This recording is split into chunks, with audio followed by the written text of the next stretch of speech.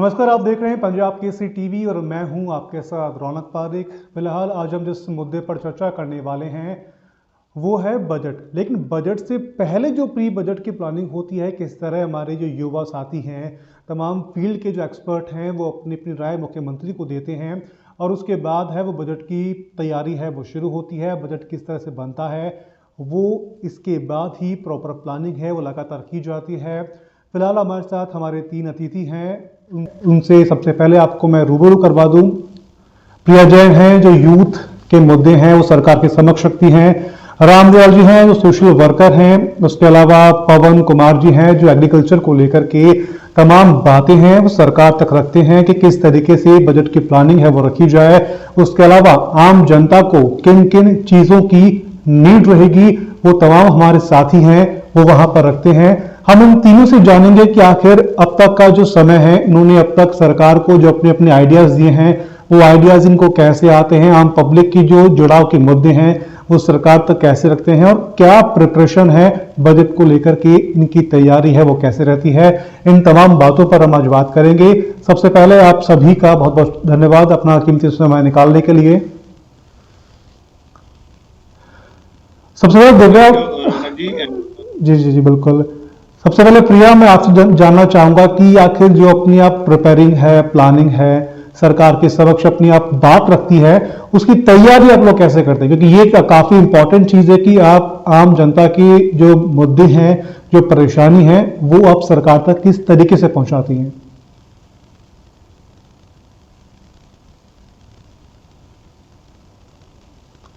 दिव्या, आवाज नहीं आ रही, आपका म्यूट है बटन। सर अब आ रही है आवाज? हाँ बोलिए आप।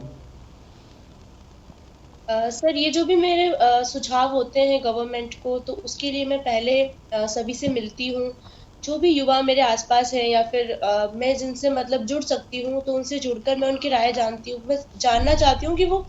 गवर्नमेंट से क्या चाहते हैं या उनके क्या सुझाव हैं, क्या वो चाहते हैं कि ये कुछ होना चाहिए सुझाव। तो ये सब चीजें लेकर मैं अपने कुछ पॉइंट्स रेडी करती हूँ और वो पॉइंट रेडी करके फिर मैं मुख्यमंत्री साहब के समक्ष जो मीटिंग होती है प्री बजट की, उसमें इन सुझावों को रखती हूँ। और मुझे खुशी है कि सरकार मेरे सुझावों को मान बजट में इन सुझावों को शामिल करती है। और इस बार भी मैंने बहुत सारे सुझाव रखे हैं युवाओं के लिए, और मुझे आशा है कि सरकार इस बार के बजट में भी मेरे सुझावों को शामिल करेगी और हम सभी युवाओं के लिए जो कार्य है वो करेगी और सकारात्मक निर्णय भी लेगी। पवन जी, आप एग्रीकल्चर हैं वो संभालते हैं, किसानों की जो समस्या है वो में भी आप बेहतर तरीके से समझ पाते हैं। तो किसानों की हमेशा से किसानों को लेकर के एमएसपी हो गई या फिर किसानों को फसलों के सही दाम है वो हो गए, पानी की समस्या हो गई, तो इस बार आपने सरकार के समक्ष है वो क्या क्या मुद्दे रखे हैं? क्या जो परेशानी आप किसानों को होती है वो किस तरीके से है इस बार सरकार दूर करने की कोशिश करेगी और आपकी जो प्लानिंग है उसका ग्रास रूट क्या रहता है आपका? सबसे पहले तो पंजाब केसरी टीम को मेरा बहुत बहुत धन्यवाद, क्योंकि हम लोग तो अपना विषय रखते हैं, लेकिन हमारे जो नए साथी आएंगे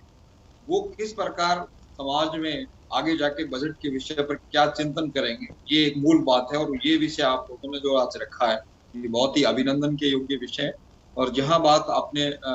मेरे विषय पर बताई है, तो मैं प्रदेश के जो यशस्वी जो मुख्यमंत्री है उनके सामने दो विषयों पर हर बार हर बजट के अंदर मैं जाता हूँ। पहला मेरा मूल विषय खेती की नीति, कृषि के विषय पर मैं अपने सुझाव रखता हूँ। दूसरा, as a youth ideal, as a youth professional, माननीय मुख्यमंत्री जी बजट पूर्व मीटिंग के अंदर भी हमें आमंत्रित करते हैं। इसमें दिव्या जी भी रहते हैं और रामदयाल जी भी हैं और भी काफी सारे हमारे जो यूथ आइडियल्स हैं, जो स्टेट के यूथ हैं और इंडिया में और वर्ल्ड के अंदर उनका कहीं ना कहीं नाम। तो मेरी जो भूमिका है दोनों तरफ से कहीं ना कहीं समाज के हित के लिए मुख्यमंत्री जी के समक्ष रहती है। बतौर यूथ आइडियल हम बात करते हैं हम युवाओं के लिए। तो आपने जैसे पहला ही प्रश्न पूछा कि आपका क्या किस तरह से परिदृश्य जो क्रिएट कैसे होता है, तो हम युवाओं के मध्य जब जाते हैं या रहते हैं या बात करते हैं, तो हमारे सामने उनकी मूल परेशानी क्या है उसके ऊपर हम काम करते हैं। पहली चीज, जैसे पिछली बार हमने बजट में एक विषय रखा था, हालांकि विषय में पिछले 4 सालों से रख रहा था, पिछली साल स्वीकृत हुआ था मैंने, हालांकि राजस्थानी भाषा में हमने इसका नाम दिया था खुरापात मंत्रालय। खुरापात मंत्रालय का हिंदी अर्थ होता है एक इनोवेशन मिनिस्ट्री। जी मैंने मुख्यमंत्री जी से आग्रह किया था कि हमारे राजस्थान का युवा बड़ा ही एक इनोवेटिव, एक क्रिएटिव, एक सोच रखने वाला होता है, लेकिन प्रॉब्लम क्या होती है कि वो क्रिएटिव सोच को क्रियान्वित करे तो करे कहाँ पे। उसके मन में ये आया कि मैं इस तरह का एक रोबोट बनाऊंगा जो इस तरह से ये काम कर सकता है, उससे इतनी लेबर की प्रॉब्लम सॉल्व हो सकती है, इतनी इकोनॉमी बढ़ सकती है, बट हाउ,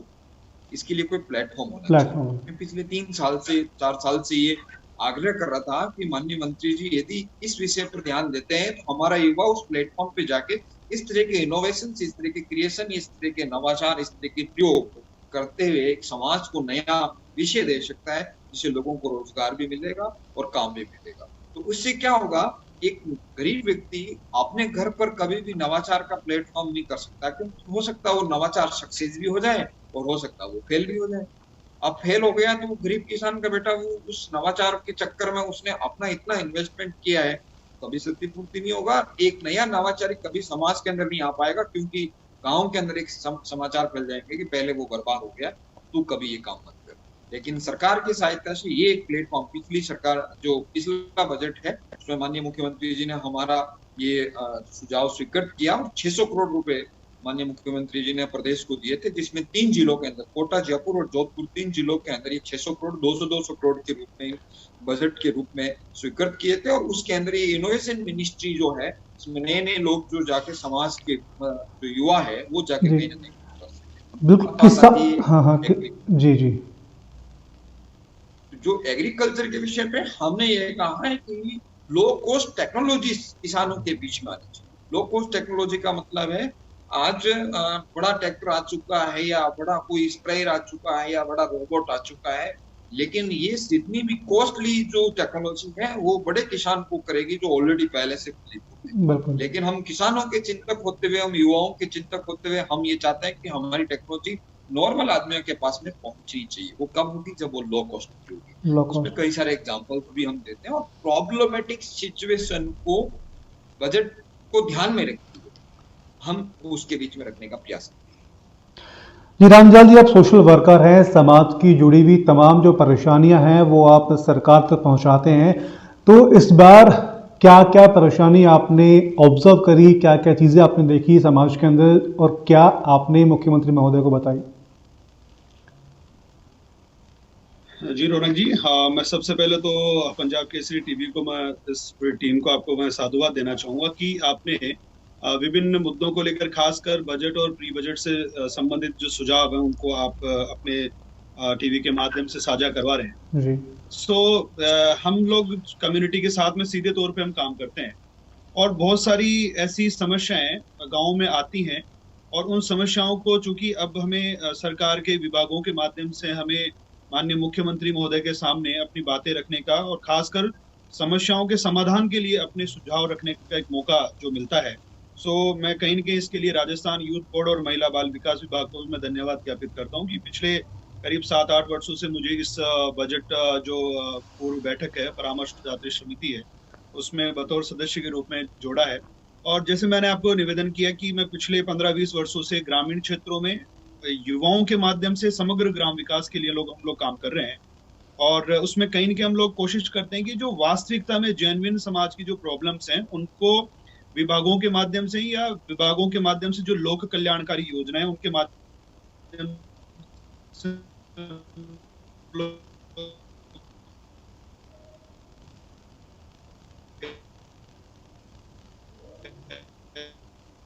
माननीय मुख्यमंत्री जी को अपने सुझाव रखे हैं। एक तो गांव का वो युवा जो कहीं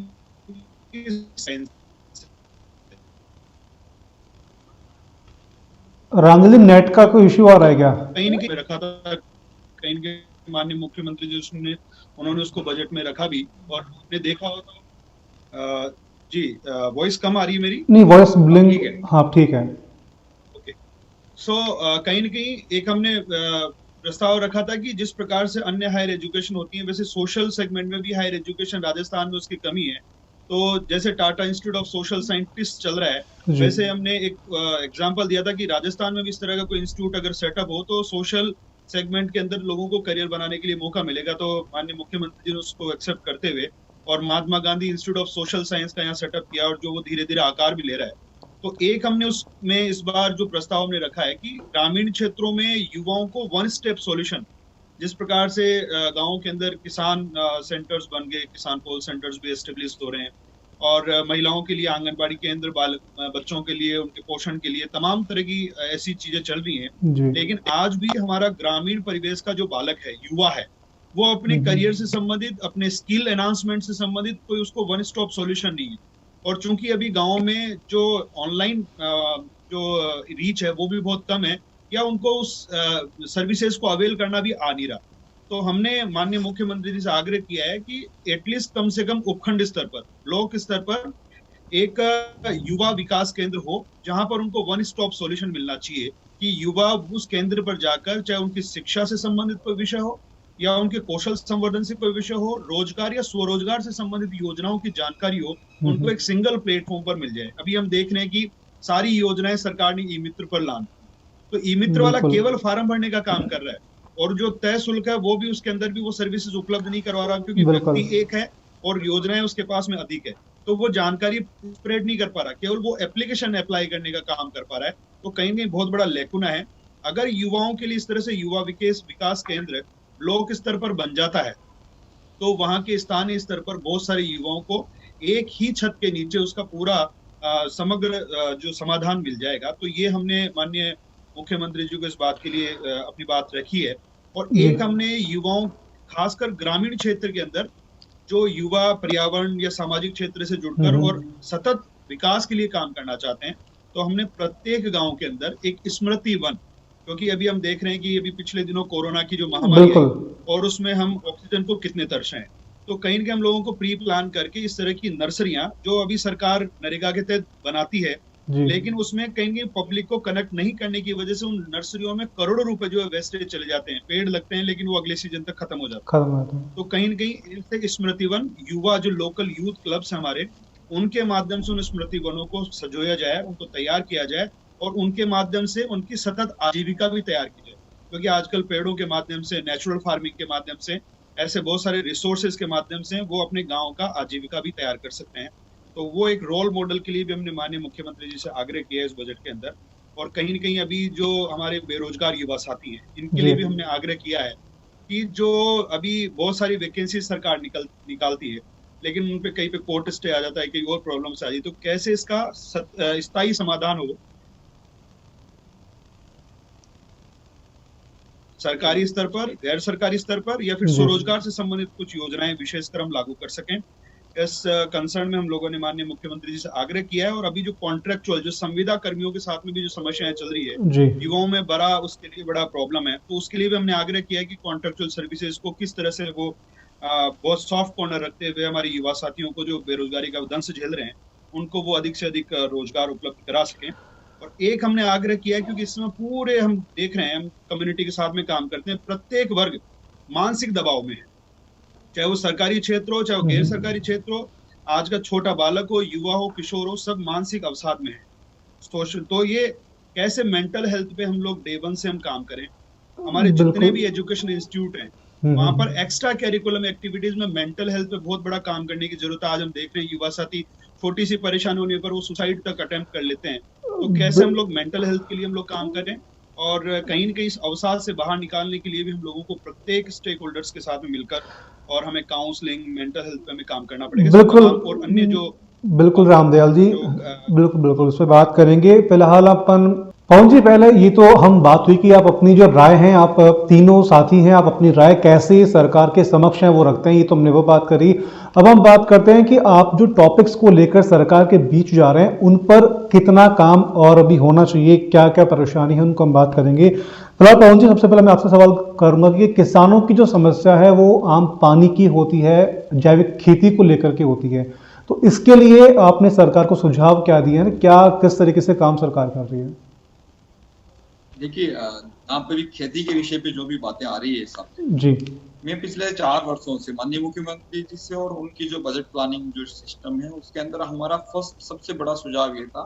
कि खेती के अंदर बुआई से बाजार तक किसान अपनी मैक्सिमम जो फार्मिंग एक्टिविटी है, जो खेती का कार्य है, वो खेत आधारित व्यवस्थाओं से, खेत आधारित व्यवस्थाओं का मतलब क्या हुआ? बीज खुद का तैयार करें, खाद स्वयं तैयार करें, दवा खुद बनाए, मार्केटिंग के लिए खुद जिम्मेदार बने। 3 काम जब किसान खुद करता है तो उसकी लागत जो है वो कम आएगी, पहली बात। दूसरी, जब गांव के अंदर गांव का किसान खुद के खेत से सारे काम खुद तैयार करेगा तो खुद के द्वारा तैयार की गई चीज की गुणवत्ता 100% अच्छी आएगी। और सही गुणवत्ता की चीज स्वयं तैयार करके जब तैयार देगा तो स्वाभाविक है कि बाजार के अंदर उसका मूल्य अच्छा मिलेगा। लेकिन हमने जी इसलिए जी हमने जी सरकार से ये आग्रह किया है कि ये बात आम किसान आज की डेट में जानता नहीं है, क्योंकि वो बाजार आधारित व्यवस्थाओं के अंदर उसको गोवई से बाजार तक बीज चाहिए तो वो हाइब्रिड बीज लेके आएगा, खाद जी चाहिए तो फर्टिलाइजर लेके आएगा, उसको कीट नियंत्रण के लिए कोई दवा चाहेगा तो कोई कीटनाशक लेके आएगा। मुद्दा ये था कि यदि सरकार यदि विलेज लेवल पे ना हो तो ब्लॉक लेवल पे, ब्लॉक लेवल नहीं है तो डिस्ट्रिक्ट लेवल पर, जैसा आपके कोटा के अंदर हमने इस मॉडल फार्म को बनाया है कि यहाँ पर किसान आके सारी जानकारी ले सकता है। लेने का मतलब यहाँ प्रैक्टिकल इंफॉर्मेशन, कैसे खाद बनाएगा, तो आज खाद बनाने के विषय पर हमने खाद बनाने की वो विधि इजाद की है जिसमें यहाँ 50 गांवों के अंदर सामान्य रेवटी को किसान खाद बना के अपने खेत पे डाल रहे हैं। वैसे कीटनाशक की बात कर रहे हैं तो वो भी कीट नियंत्रक बनाने की विधि हम यहाँ किसानों को बता रहे हैं। वैसे यदि बीज बनाने की बात कर रहे हैं तो बीज बनाने की विधि भी हम किसानों को बता रहे हैं। तो आसपास के आज हाड़ौती के 4 जिलों को यहाँ पर लाभ मिल रहा है, लेकिन क्या हमारा केंद्र पूरे भारत में या पूरे राजस्थान में नहीं पहुंच पाएगा? लेकिन तो क्या जो केंद्र बिल्कुल पवन जी, जो आप बताना चाह रहे हैं तो वो आम किसान, क्योंकि हर एक चीज को आपको लेने के लिए, बनाने के लिए नॉलेज चाहिए, प्लस एक अमाउंट आपको चाहिए होता है, एक आमदनी आपको चाहिए होती है। तो एक मजदूर जो किसान है वो कैसे इस चीज को ऑब्जर्व कर पाए, कैसे वो ले पाए? उसके लिए ब्लॉक लेवल पे या डिस्ट्रिक्ट लेवल पे ऐसे मॉडल फार्म हो जहां पर टेक्नोलॉजी को शेयर किया जा सकता है, जहां पर किसान जाके सीख सकता तो है, क्या आपने ये नॉट थ्योरेटिकल। तो आपने क्या ये बात मुख्यमंत्री को बताई है कि क्या उसके लिए प्रिपेयरिंग प्लानिंग है, वो क्या कर रहे हैं मुख्यमंत्री? बिल्कुल, उसकी पूरी प्लानिंग दे चुके हैं, एक बहुत बड़ा व्यू उनको दे चुके हैं। यदि इस तरह के डिस्ट्रिक्ट लेवल पर यदि इस तरह के सिस्टम बनते हैं तो हमारा किसान, अब तक क्या होता है, इसको थोड़ा सा सकारात्मक भी लेंगे, अब तक जी ये होता है कि थ्योरेटिकल बातें डिस्ट्रिक्ट लेवल पर बहुत सारे ट्रेनिंग सेंटर मिलेंगे, लेकिन प्रैक्टिकल किसान कुछ देख के अपनी आंखों से देखे कि हाँ ये खाद बन रहा है और ये खाद यहाँ खेत में डाली जा रही है और ये देखो उत्पादन आ रहा है, ऐसा देखने लायक कोई प्लेटफॉर्म डिस्ट्रिक्ट लेवल पे बनता है तो किसान का आत्मविश्वास स्वाभाविक रूप से बढ़ेगा। और इसके लिए सरकार ने अपनी सकारात्मक स्वीकृति भी दी है और इसके ऊपर इनका न केवल अध्ययन चल रहा है, बाकी क्रियान्विति भी है। उसके उदाहरण के तौर पे कई सारे एक्सीलेंसी सेंटर जो है वो डेवलप हो रहे हैं अलग अलग क्षेत्रों पर, अलग अलग क्षेत्र की फसलों के अनुरूप। दूसरी बात आपने बताई थी कि युवाओं के रोजगार के विषय पर खेती किसानी से जुड़ा हुआ, तो ये मैं पिछले 4 वर्षों से, हो सकता है इस बार ये हमारा सुझाव, जिस प्रकार पिछले बजट के अंदर हमारे एक सुझाव के ऊपर 600 करोड़ का बजट देखिए युवाओं को लाभ मिला था, ठीक वैसा ही एक सुझाव हमने ये दिया कि भारत के अंदर राजस्थान का भौगोलिक स्वरूप सबसे बड़ा है, वर्ल्ड के अंदर में भी स्टेट की जो भौगोलिक प्रॉपर्टी है बहुत ज्यादा है, तो यहाँ पर ऐसी कई सारी चीजें हैं जिसको हम यदि एक्सपोर्ट करते हैं तो राजस्थान की जो इकोनॉमी है वो बढ़ सकती है और हमारे यूथ को बहुत बड़ा एक रोजगार मिल सकता है। लेकिन इसको पॉसिबल कैसे होगा? आज गांव में बैठा हुआ युवा को ये नहीं पता है कि एक्सपोर्ट होता क्या है, तो करना कैसे है। तो लेकिन पवन जी, किसान बिल्कुल खेती से युवा है, वो युवा खेती से जुड़ेगा कैसे? क्योंकि सबसे बड़ी चीज है कि युवा आज खेती से दूर होता जा रहा है, तो वो उसका जुड़ाव है वो खेती से कैसे होगा? क्योंकि समय का थोड़ा अभाव है, तो इसलिए मैं चाहूंगा कि फटाफट आप तीनों की बातें हैं वो मैं एक बार ले लूं। आपको 20 सेकंड की जानकारी दे दूंगा। हमने एक आग्रह किया है कि एक्सपोर्ट एक्सीलेंसी सेंटर बने जहां पर गांव का युवा जाके ये जानकारी ले रहे हैं कि मेरे को रोजगार चाहिए, लेकिन मेरे गांव के अंदर पैदा होने वाली चीज को मैं अमेरिका भेजना है तो मुझे कैसे भेजें। ऐसी तमाम चीजों के साथ में कुछ चीजें हमने ये भी बताई है कि यूथ हॉस्टल आज तक डिस्ट्रिक्ट लेवल पर बने हुए, लेकिन यूथ हॉस्पिटल कहीं पर भी नहीं बने हुए, और ये हमने राजस्थान सरकार से आग्रह किया है कि यदि यूथ हॉस्टल की तर्ज पर यदि यूथ हॉस्पिटल बनते हैं तो युवाओं के स्वास्थ्य के ऊपर बहुत बड़ा काम होगा, और यदि स्वस्थ होगा युवा तो ही प्रदेश की जो महत्वपूर्ण भूमिका है उसको विकसित कर पाएगा। ऐसे कई सारे सुझाव हमने सरकार को दिए हैं। रामदल जी बिल्कुल बिल्कुल रामदल जी, युवा स्वस्थ रहेगा तभी आगे बढ़ पाएगा, लेकिन जिस तरीके से युवा अभी डिप्रेस चल रहा है, कोटा के हादसे हैं वो कई बात दिखा रहे हैं कि युवा जो है वो काफी डिप्रेस चल रहा है, तो उन डिप्रेशन से युवाओं को निकालने के लिए प्लस आपकी सोसाइटी के अलावा आपने मुख्यमंत्री को क्या राय दी कि किस तरीके से युवाओं को इस परेशानी से है वो बाहर निकाला जाए, और समस्या जो समाज में और भी को परेशानी है उनको बाहर निकालने के लिए क्या कोई इसी प्लानिंग को ऐसा टॉनिक आपने मुख्यमंत्री को दिया जिससे कि आने वाले समय में जो परेशानी है वो कम हो सके? जी रौनक जी, बहुत ये मजबूत विषय है, और चूंकि ये आज इतना गंभीर वातावरण बन चुका है कि छोटी छोटी बातों को लेकर और आवेश में युवा आ रहे हैं, और इसी वजह से वो इतने बड़े निर्णय को भी त्वरित रूप से ले लेते हैं। तो एक्चुअली इसके लिए सबसे बढ़िया तरीका है कि मेंटल हेल्थ पर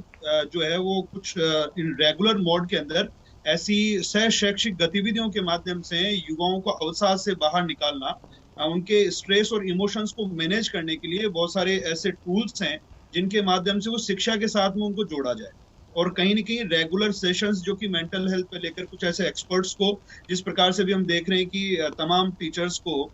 इसके लिए ट्रेन किया जा सकता है। स्कूल्स में हमने आग्रह किया माननीय मुख्यमंत्री जी से कि ऐसा एक रिसोर्स पूल तैयार किया जाए जिनको मेंटल हेल्थ के रिसोर्स पर्सन के रूप में तैयार किया जाए। प्रत्येक विद्यालय में एक टीचर, क्योंकि हमें पता है कि उसके लिए अलग से वैकेंसी हायर करेंगे, इट्स अ लॉन्ग प्रोसेस, तो वो पता नहीं कब होगा और कब उसका परिणाम आएगा। हमने तुरंत उसके लिए आइडिया दिया कि टीचर्स का एक पूल बनाकर जो इंटरेस्टेड टीचर्स हों तो उनको as a master trainer mental health में ट्रेनिंग्स दी जाए, और कैसे खेल खेल में तनाव का प्रबंधन किया जाए, बालकों के बीच में उनको सकारात्मक पॉजिटिव वाइब्स दी जाए, क्योंकि आजकल नैरो माइंडेड नेगेटिव थिंकिंग लोगों में, युवाओं में बहुत ज्यादा है। तो उनको पॉजिटिविटी के ऐसे टूल्स या ऐसे छोटी छोटी बातें हैं कि कैसे उनको पॉप अप और कॉप अप करना सिखाया जाए ऐसी परिस्थितियों में। अगर विपरीत परिस्थितियों में अगर क्षणिक भर उनको अगर कोई मोटिवेशन अगर मिल जाए तो शायद वो हो सकता है कि वो उस हादसे से वो टल जाए। तो हमने रिसोर्स पूल तैयार करने के लिए और लगातार अनवरत वर्ष पर्यंत सेशन के अंदर एक्स्ट्रा, जैसे भी नो बैग डे किया सरकार ने सैटरडे, वो भी हमारा एक सुझाव था।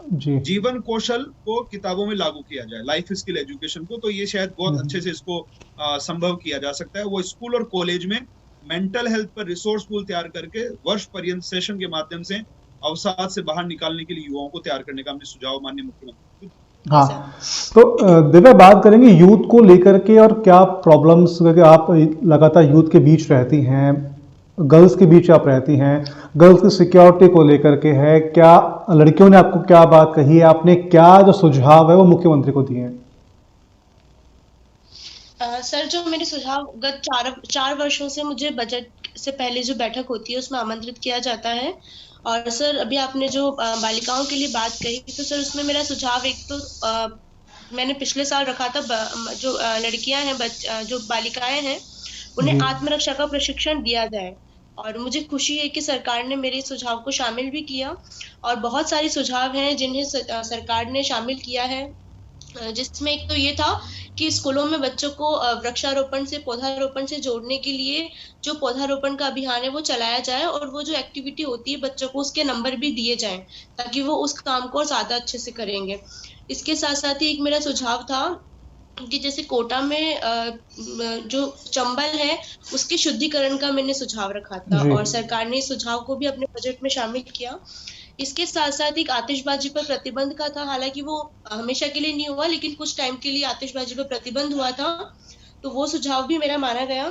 इसके साथ साथ ही एक मेरा सुझाव था कि जैसे पहले हर जिले में एक इंग्लिश मीडियम स्कूल था, तो मेरा सुझाव ये था कि हर पंचायत स्तर पर एक इंग्लिश मीडियम स्कूल खोला जाए, ताकि बच्चे जो इंग्लिश मीडियम स्कूल में जा रहे हैं उसकी जगह वो गवर्नमेंट स्कूल में जाए और नामांकन बढ़े। दिव्या, हाँ, आपने जी दिव्या, आपने बोला इंग्लिश मीडियम स्कूल्स का आपने खोलने का सुझाव दिया, लेकिन क्या आपके पास रिटर्न में ये सवाल आए क्या कि हिंदी मीडियम स्कूल जो सरकार के हैं उसकी स्थिति इतनी कुछ ज्यादा बेहतर नहीं है, उसके बावजूद सरकार इंग्लिश मीडियम स्कूल खोलने के लिए आपको अपने सुझाव दिए? क्योंकि आम पब्लिक इसमें ऑब्जेक्शन कर सकती होगी, आपके पास सवाल आए भी होंगे। सर, एक्चुअली जो हिंदी मीडियम स्कूल है, हम ये नहीं कह सकते कि हर जगह पे स्थिति उसकी एक जैसी है। कहीं कहीं जगह पे हम देखें तो हिंदी मीडियम जो मतलब गवर्नमेंट स्कूल है उनकी स्थिति बहुत ज्यादा बेहतर है, पढ़ाई का लेवल भी बहुत अच्छा है। कई कई जगह हो सकता है कि वहाँ की स्थिति सही नहीं हो, पर हम सब जगह उस चीज को नहीं मान सकते हैं। और हो सकता है कि इंग्लिश मीडियम करने के बाद उनकी स्थिति जो है वो सुधरे और ज्यादा अच्छी हो, और जो बच्चों का नामांकन है वो और ज्यादा बढ़े। इसके साथ साथ ही एक मेरा सुझाव था सर कि चित्तौड़गढ़ में एक मेडिकल कॉलेज होना चाहिए, और उसकी भी स्वीकृति मिली थी, तो वो भी बनेगा, इसकी मुझे आशा है। इसके साथ साथ ही सर इस बार जो मैंने सुझाव रखे थे वो सर मैं आपके साथ साझा करना चाहूंगी। बजट के दौरान जो मेरे सुझाव थे सर, एक सुझाव तो मेरा ये था कि जैसे चित्तौड़ में चंबल शुद्धिकरण का कार्य चल रहा है और रिवर जी फ्रंट का कार्य चल रहा है, तो वो कोटा में जो चल रहा है उसके साथ साथ वो चित्तौड़ में भी होना चाहिए, क्योंकि चित्तौड़ में 2 नदियां हैं और ऐतिहासिक नगरी है, वहाँ का जो किला है वो बहुत ज्यादा फेमस है। तो रिवर फ्रंट का जो कार्य है वो चित्तौड़गढ़ शहर में भी होना चाहिए। इसके साथ साथ ही एक मेरा सुझाव था सर युवाओं के लिए कि युवाओं को कुटीर उद्योग से जोड़ने के लिए सरकार उन्हें कच्चा माल प्रोवाइड करे फ्री ऑफ कॉस्ट, ताकि जो वो रोजगार की तरफ जा रहे हैं तो उससे थोड़ा सा वो खुद का बिजनेस भी स्टार्ट कर सके। तो स्टार्टअप के लिए उन्हें कच्चा माल फ्री ऑफ कॉस्ट उन्हें प्रोवाइड किया जाए। इसके साथ साथ ही एक मेरा सुझाव था सर युवाओं के लिए कि जो युवा राष्ट्रीय स्तर पर पुरस्कृत है या फिर जिन्होंने अपने जी राज्य का मान बढ़ाया है, जिन्हें किसी क्षेत्र में पुरस्कृत किया गया है, तो उन्हें सरकार की जो फ्लैगशिप योजनाएं हैं उनसे संबंधित उन्हें ब्रांड एम्बेसडर बनाया जाए। जैसे कि मान लीजिए कोई बालिकाओं की शिक्षा के लिए कार्य कर रहा है, कोई बाल विवाह जी के लिए कर रहा है, कोई सामाजिक क्षेत्र में कर रहा है, तो जो सरकार योजनाएं बनाती है उन योजनाओं का ब्रांड एम्बेसडर उन्हीं को बनाया जाए, ताकि उनके जो अनुभव है या उनका जो कार्य क्षेत्र है वो सरकार को एक तरह से हेल्प भी करेगा, और जो दूसरे युवा हैं वो हो सकता है इस विषय में और ज्यादा आगे आए और सरकार की थोड़ा सा इसमें हेल्प भी हो सकती है। इसके साथ साथ ही एक मेरा सुझाव था सर कि हम लोग देखें तो बच्चों को आजकल इंजीनियरिंग वगैरह करने के लिए मोस्टली राजस्थान से बाहर जाना पड़ता है, क्योंकि जी बड़े बड़े जो कॉलेज है वो राजस्थान से बाहर ही है जी जी इंजीनियरिंग के। और जी बताएं।